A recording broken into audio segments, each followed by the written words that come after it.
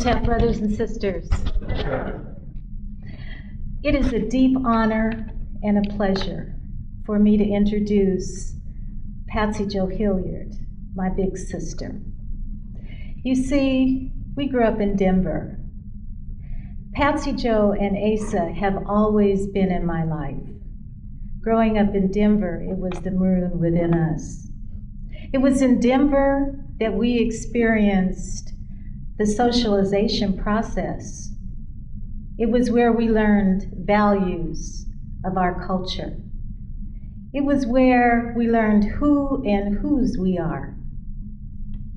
It was the maroon within us. It was where we learned the rhythm of nature. We were taught values of respect for elders and courtesy and academic excellence, our ultimate responsibilities, the maroon within us. You know, Asa talked about social sets that were role models that guided us in how we walked and how we talked. Patsy Jo was my role model. It was her social set that taught me how to walk and how to walk the talk. You see, her mother, Mrs. Morrison, taught modeling, and Patsy Jo was a model. And when I saw her, I said, I want to be like that. And Ms. Morrison taught me how to walk and how to be a model and how to be a lady. It was Patsy Jo and Asa who taught us how to dance, how to do the Texas hop. You know? Okay. How to do the chicken.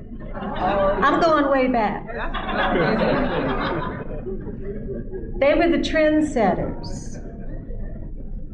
They taught us how to carry ourselves in academia. Patsy Jo went on, she and Asa, to be trendsetters in California, and then in Georgia, and then all over the world. Patsy Jo is the former mayor of the city of East Point, Georgia, 13 years, 3 terms.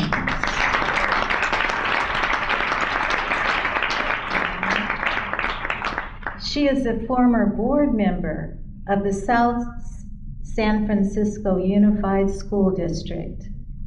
She's the host of a TV talk show, In the Know with Patsy Jo, that airs on AIB in Atlanta, going into its 2nd season. She's the president of Paramount Foundation, Inc. She sits on numerous boards and associations. She just received an honorary doctorate of humane letters from Sir John Douglas College in Baltimore. She is Chief Nana Bazwa, Ghanaian village of Mankaza. Ladies and gentlemen, Dr. Patsy Jo Hilliard.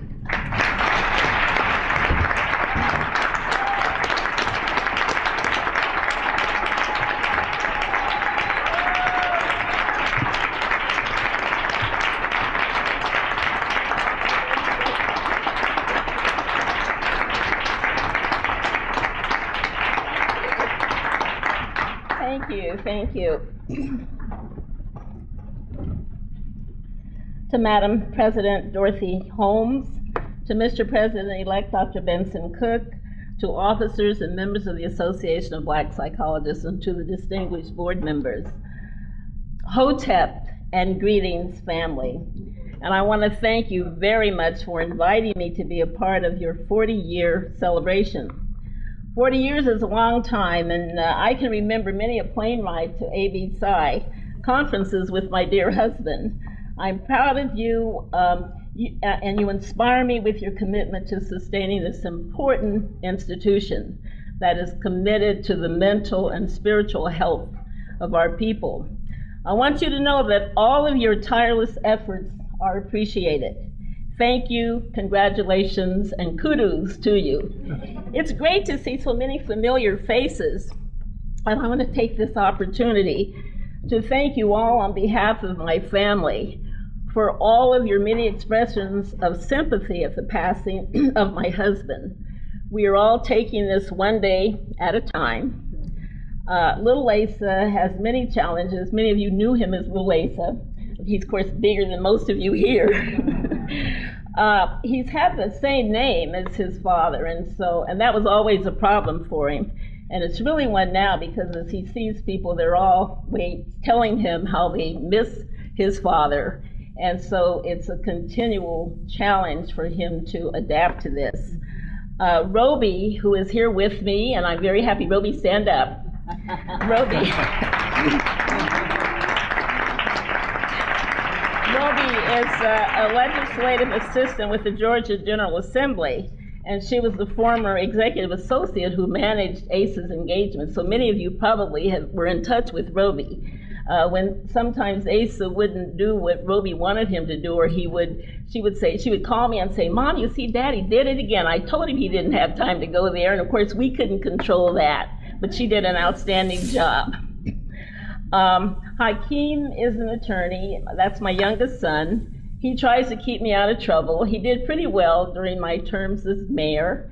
And now he's in love. And so I think that maybe he's going to give me a little slack. This is just recent. And Tricia, my fourth child, is a professor at the University of Florida in Gainesville, and she's in the Black Studies department. So Asa used to send her all of his papers, and she'd try to edit them. And of course, he didn't allow her to do that. So he would object. But her family will go with me to Kemet in a couple of days, where we have the commemoration of Asa's transition. So I want to make a confession that I'm not a psychologist, and of course, you all know that. And when my son read my letter of invitation, he said, "Mom, now the first thing you need to do is to say thank you very much, but you can't do that." I thought, I can. I mean, fortunately, I don't need to be a psychologist to share this message with you. I'm not a psychologist, but I'm a 70-year-old African-American woman who has seen a lot. Right. More than that, my partner...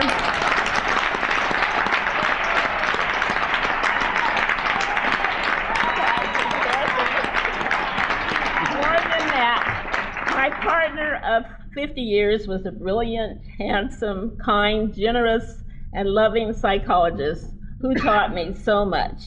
So let me first start by stating my position. I love African people. And it's from this position that my worldview is shaped. I love African people. I love my sisters and brothers who are incarcerated. I love my brother Barack Obama. I love Sister Cynthia McKinney. And I love sisters and brothers who sell and use drugs. I love Reverend Jeremiah Wright. I love Oprah Winfrey. I love my people with PhDs. I love my people with GEDs. And I love the ones with no Ds. I love African people unconditionally and unapologetically. Now, with that said, what I want to speak on today is the continued importance of community. There is no magical new approach to healing our communities. It will not happen with grants. It will not happen by paying children to learn. It will not happen because we watch bankrupt TV documentaries that make a few good points but focus on Black pathology. Time is of the essence.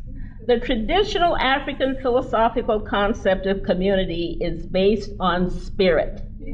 Fancy theories, research papers, studies, and programs come and go. But I believe that our remembrance and recognition of the African community as spirit could be used as a model or template for strengthening our inevitable renaissance. At its best, that spirit involves unity, allegiance, dedication, community in the traditional African model, possesses affirming quality that allows its members to live life fully.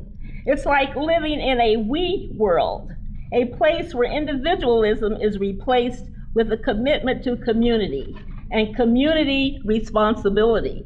And we need each other now more than ever before.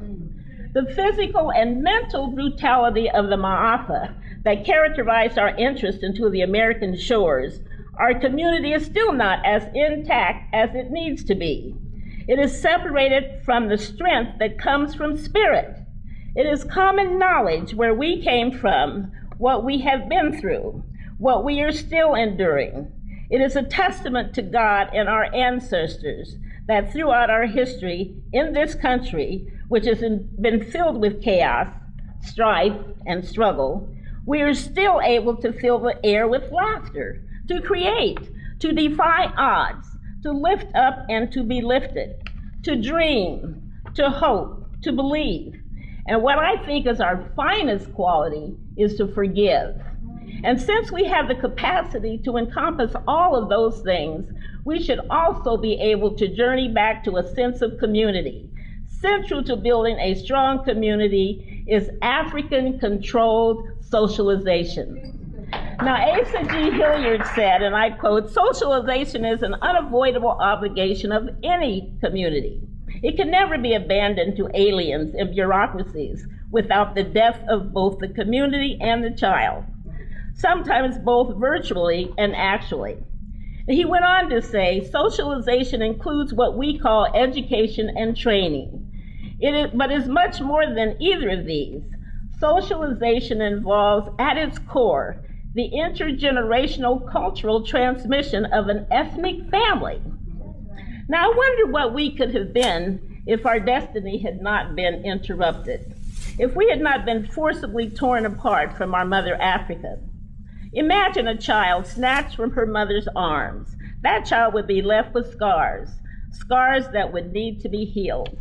Unconditional love for self is a part of that healing process. So, welcome to the healing. Travel with me for a moment. Imagine an endless line of African people, all dressed in white, walking in an impassioned stride to the natural rhythm of our souls, to the beautiful blue healing waters, each taking his or her turn to accept the healing, almost like a healing baptism. In these healing waters, you don't get wet, but what you do get is restored. You get restored to the spirit you had before, what I call the great disconnect. Your language is restored, your culture is restored, and most significantly, your memory is restored. You look around and you see all that has been taken from you, things that are a necessary part of human development, such as pride, dignity, hope, confidence, self-determination, and self-esteem. You see all those things that you have been robbed of, and you want them back, and you have every right to have them back. They belong to you. They are your God-given rights. And then you look and you see all the things that were given to you to replace your God-given rights. Things like low self-esteem, mental illness, self-hatred, dependence, alcoholism, drug addiction, no pride, no dignity, no hope. Well, what you get from the healing waters is the ability to reverse all that negativity. Not just stop it, but to reverse it. Of course, the healing and restoration cannot occur this way literally, but it is possible to turn things around. It is possible to stand up, take charge, and move our community toward wholeness and wellness. But we know it will take time, commitment, and serious effort, the kind of effort that ABPsi has put forth for the last 40 years. Our survival alone is a testament to how amazingly remarkable we are as a people. Everything, including the kitchen sink, has been thrown at us, and we're still standing. And we have been very creative in our survival techniques. To survive, we've had to act dumb. We've had to act like we did not know which way was up. To survive, we had to laugh at unfunny jokes. We've had to shuffle our feet and do the buck dance. We've had to cook, eat, and learn to like unhealthy food. We've had to take enormous risks when we stood up for our rights. We've had to sacrifice so that others could gain. We've had to numb ourselves to humiliation, time after time after time. And we're still here, teaching others, being copied after all that.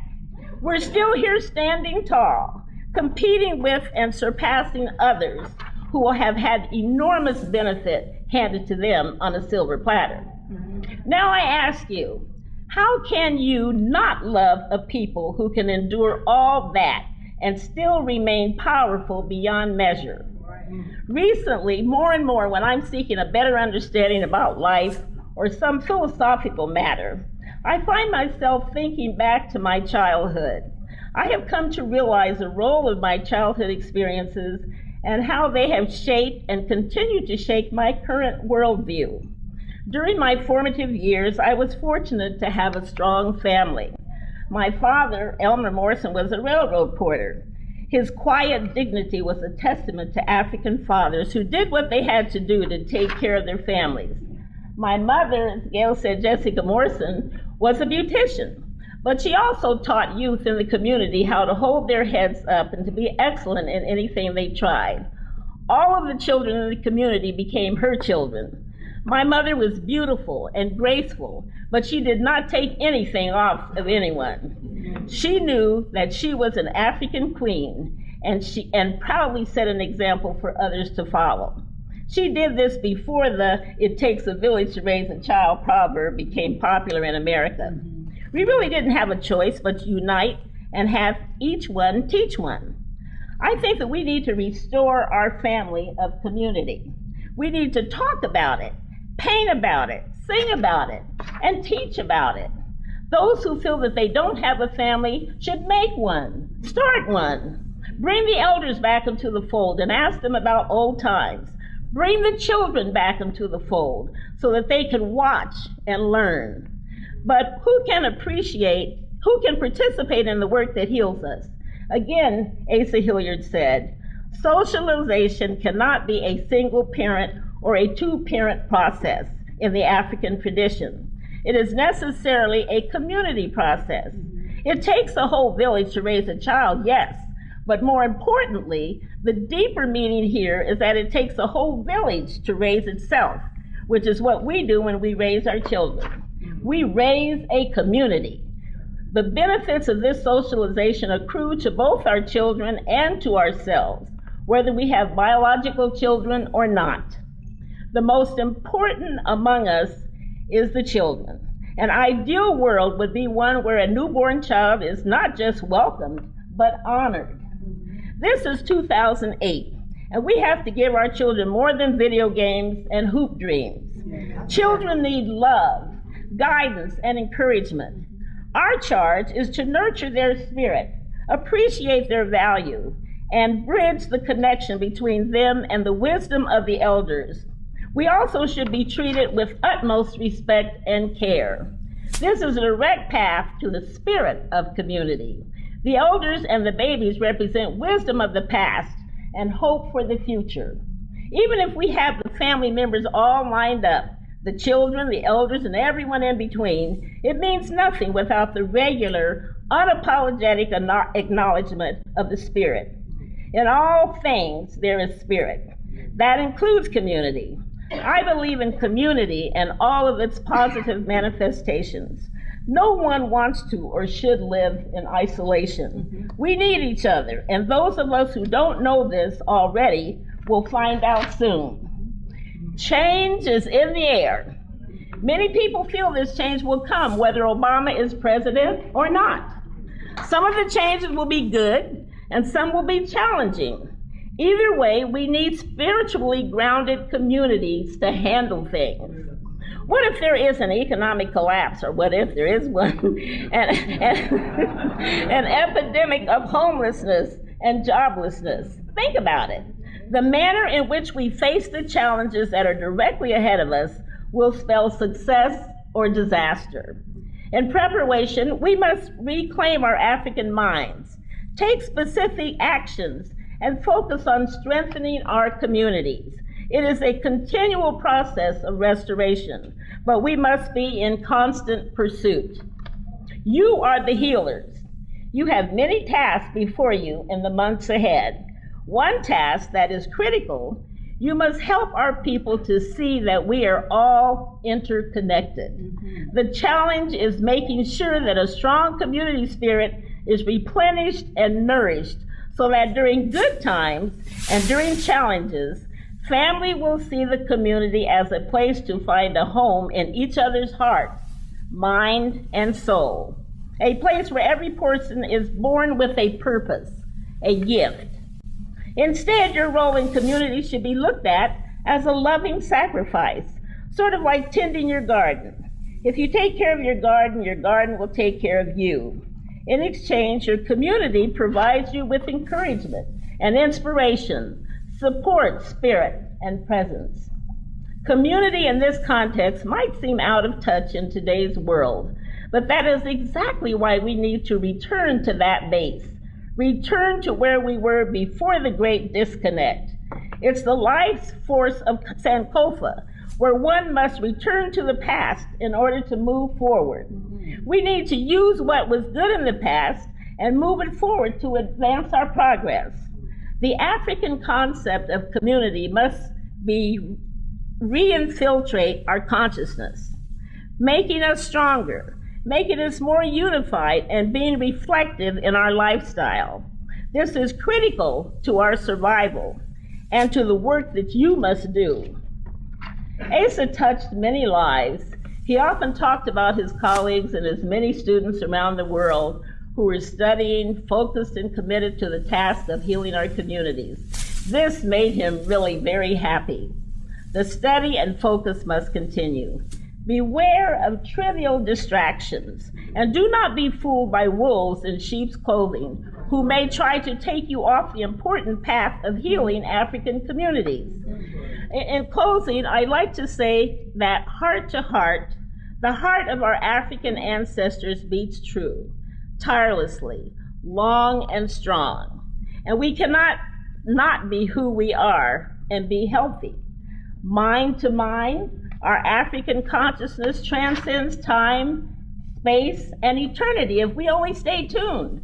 Memories of our glorious past will be our salvation. And soul to soul, our African essence exists all around us, in us, and through us, because we are the all in all.